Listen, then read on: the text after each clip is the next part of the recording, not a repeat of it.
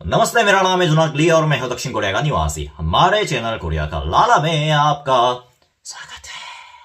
तो हिरन प्रेमियों, आज के इस चलचित्र में मैं आप लोगों को एक ऐसे कहानी के बैकग्राउंड बताने वाला हूं कि आखिरकार भारत देश का नाम कोरिया में पॉपुलर कैसे हो गया और फिर उसके पीछे के इतिहास क्या है। जैसे कि आप लोगों को एक बात बता दूं कि भारत और कोरिया इन दोनों का रिश्ता पिछले कुछ सालों में काफी अच्छा हो गया है और प्रगति के ओर पर भी चल रहा है। लेकिन जहां तक मैंने ये देखा है कि भारत में मतलब काफी कोरिया को पसंद करने वाले लोग हैं, हमारे ड्रामा, हमारे देश के गाने सुनने वाले लोग हैं, लेकिन इसका मतलब ये नहीं कि भारत के सभी लोग कोरिया के बारे में जानते हैं। मतलब ऐसे भी लोग मिले और जाहिर सी बात है कि मैं यहां कोरिया में रहता हूं तो सबको भारत के बारे में अच्छे नॉलेज है, ऐसा बिल्कुल भी नहीं है। मतलब सब लोगों ने लगभग भारत देश का नाम तो एक या दो बार सुना हुआ है, लेकिन उनकी इंफॉर्मेशन काफी हद तक सीमित रहती है और फिर उनको कई लोगों को यह भी नहीं पता कि भारत की राजधानी नई दिल्ली है। लेकिन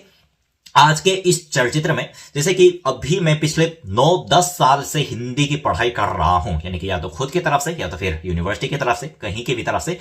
और इस 10 साल में मैंने कोरिया में रहते रहते भारत की जो पहचान है, भारत का नाम है, इस नाम को कैसे पॉपुलैरिटी मिली और फिर कैसे कैसे करके कोरियन लोग भारत को पहले की तुलना में ज्यादा बेहतर जानने लगे, आज के इस वीडियो में मैं उसकी पूरी डिटेल कहानी आप लोगों के साथ शेयर करने वाला हूं। तो आओ यार, शुरू करते हैं बिना किसी हिरन के।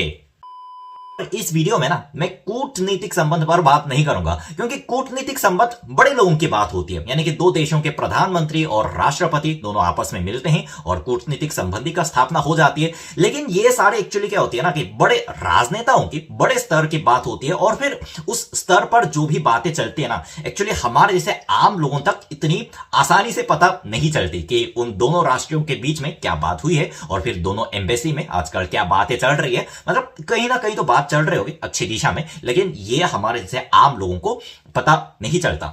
लेकिन क्या होता है ना कि किसी एक देश का नाम दूसरे देश में तब भी फेमस होता है, तभी पॉपुलर होता है, जब उस देश का एक लोकल कल्चर दूसरे देश के निवासियों को पसंद आ जाए। तो आप लोग ये सोच रहे होंगे कि भारत के ऐसे कौन सा कल्चर है जो कोरियन लोगों को अचानक से पसंद आ गया और अचानक कोरिया में पहले भारत के नाम शायद इतना पॉपुलर नहीं था। मुझे याद है, अपने स्कूल के टाइम याद है कि भारत का नाम इतना ज्यादा पॉपुलर नहीं था, लेकिन आजकल काफी कोरियन लोग भारत के प्रति अपनी दिलचस्पी दिखा रहे हैं और हिंदी भी सीख रहे हैं। मुझे सबसे पहले अपने स्कूल टाइम तक वापस जाना पड़ेगा। मैं 15 साल का था जब मैंने भारत के नाम को नक्शे के बाहर अपने किसी टेक्स्ट बुक यानी पाठ्य पुस्तक पर देखा था। यानी कि तब मैं मिडिल स्कूल की सेकंड क्लास में पढ़ाई कर रहा था और इंग्लिश की किताब में, जाहिर सी बात है कि इंग्लिश की किताब में हर दुनिया के अलग अलग देशों का इंट्रोडक्शन दिया जाता है। सबसे ज्यादा अमेरिका और यूके का नाम होता है, लेकिन उसके बाद एक चैप्टर हमें ऐसा मिला कि इंडिया के बारे में हमें इंग्लिश में बताया जा रहा है। मुझे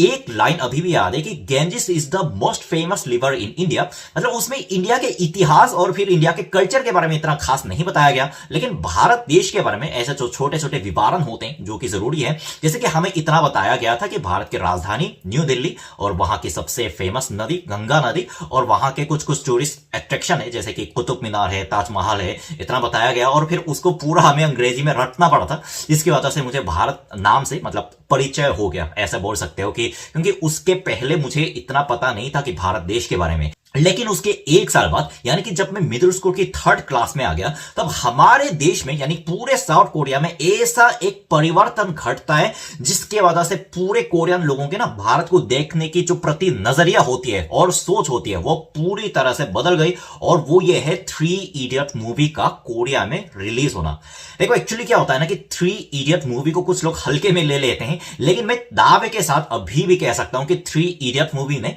मतलब मेरी तो जिंदगी बदली है। 3 इडियट एक मूवी ने मेरी पूरी जिंदगी तो अलग मोड़ पे ले जाकर खड़ी कर दी है। लेकिन पूरे कोरियन लोगों के ना भारत को देखने की जो उनकी पहले की दृष्टिकोण था और फिर भारत के प्रति उनकी जो पहले सोच थी उसको पूरी तरह बदलने में, खास करके कोरियन लोगों में और हमारे जन समाज में भारत के प्रति रुचि पैदा करवाने में ना 3 इडियट से महत्वपूर्ण भूमिका आज तक किसी और चीज इसने निभाई हो, मुझे ऐसा नहीं लगता। जाहिर सी बात है कि किसी बाहर की मूवी की, यानी कि चाहे देश कोई भी हो, विदेशी मूवी का कोरिया में सफल होना थोड़ा बहुत मुश्किल माना जाता है। अगर हॉलीवुड मूवी की बात है तो कोई बात नहीं, लेकिन उस टाइम बॉलीवुड, जैसे कि बॉलीवुड काफी बड़ा इंडस्ट्री है, लेकिन कोरिया में वो उतना पॉपुलर नहीं था। यानी कि उसके पहले भी अजय देवगन के कुछ मूवी कोरियन में रिलीज हो चुकी थी, लेकिन वो उतनी पॉपुलैरिटी नहीं कमा पाई जितना थ्री इडियट ने एक साल में पूरे कोरिया में कमा लिया। देखो, मैं दावे के साथ बता सकता हूं कि कोरिया का शायद ही आपको मेरे जमाने का स्कूल स्टूडेंट ऐसा मिलेगा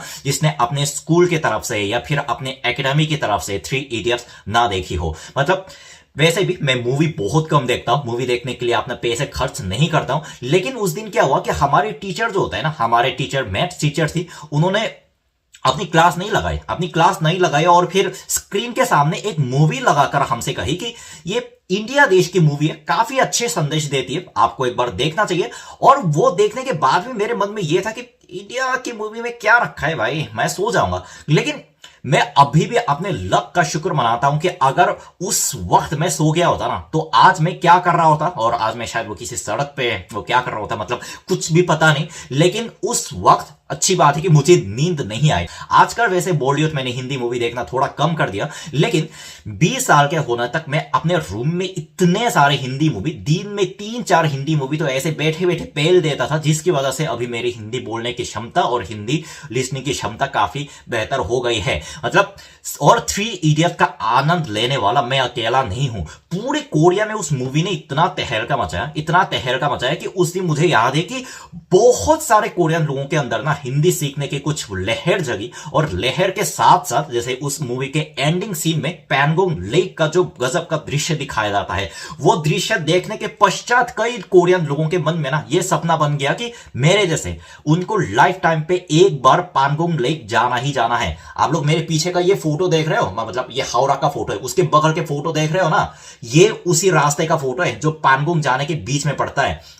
रास्ता तो बहुत खूबसूरत है ही, और मेरे अलावा भी बहुत सारे लोग, मतलब हालांकि उनको हिंदी तो नहीं आती, बहुत सारे लोगों ने वो मूवी देखकर भारत के प्रति अपने मन में रुचि पैदा कर ली और भारत जाने का उन्होंने सपना देखा। और कुछ लोग तो मेरे जैसे निकले कि जो मेरी तरह भारतीय गाने और भारतीय मूवी और वहां के कल्चर, वहां के लैंग्वेज पर भी दिलचस्पी दिखाने लगे। इसलिए मैं पर्सनली वो मूवी बनाने वाले निर्देशक राजकुमार हिरानी और उस मूवी में काम करने वाले मुख्य अभिनेता आमिर खान के शुक्रगुजार हूं, क्योंकि अगर उनकी ये मूवी ना बनी होती और अगर उनकी वो मूवी कोरिया में रिलीज ना हुई होती ना, तो मेरी जिंदगी आज कहां खड़ी होती मुझे तो पता नहीं, लेकिन मेरी जिंदगी का पता नहीं। लेकिन कोरियन लोगों के भारत के प्रति जो नॉलेज होता ना, वो 10 साल के पहले वहीं का वहीं रह जाता। कई लोग भारत के बारे में शायद इतना रुचि नहीं दिखाते जितना उस मूवी में हमारे देश के लोगों के अंदर भारत के प्रति रुचि पैदा करने में इतनी बड़ी भूमिका निभाई है। उसके बाद कई सारे भारतीय रेस्टोरेंट खुलने लगे, कई लोग भारत घूमने भी जाने लगे, और फिर उसके बाद एक एक करके काफी अच्छी हिंदी मूवी कोरिया में रिलीज होती चली गई, जैसे आमिर खान के दंगल,